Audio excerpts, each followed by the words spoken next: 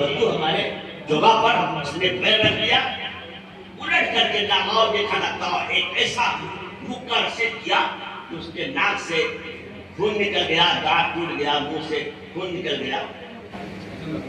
معاملہ وہیں تک شانت نہیں ہوا. اب اس کے بعد میں جا رہا ہے وہ بدو سیدھے امیر المومنین حضرت فاروق رضی اللہ عنہ کے دربار میں پہنچتا ہے. امیر المومنین، میں ایک فریاد لے کر آیا ہوں، بولو کیا معاملہ؟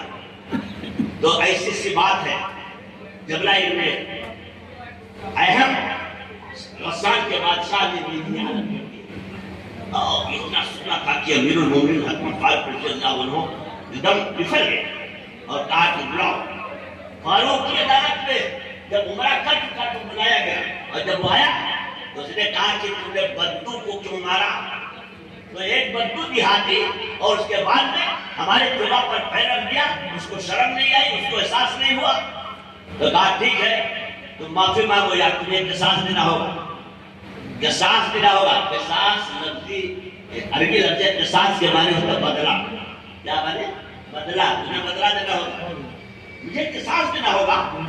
امیر المومنین آپ کیسی بات کر رہے ہیں؟ ایک بدو، ایک دیہاتی، بکریوں کا اور پھر بکریوں کا چرانے والا اور کھیتوں میں کام کرنے والا، اور اس کو بدلہ دے. اتنے بڑے ملک کے بادشاہ، ایسا ہو نہیں سکتا. ہاں ٹھیک ہے، مجھ کو رات بھر سوچنے کا موقع دے دیجیے. کیا کہا؟ مجھ کو رات بھر سوچنے کا موقع دے دیجیے. رات کا بہانہ لیا اور وہاں سے راتوں رات 500 سپاہیوں کے ہمراہ وہ واپس چلا گیا اپنے ملک اور مرتد ہو گیا. مرتد کہتے ہیں اسلام سے پھر جانا. تمام بڑے بڑے اس زمانے کے اجیلا صحابے، بڑے بڑے صحابہ کرام موجود ہیں.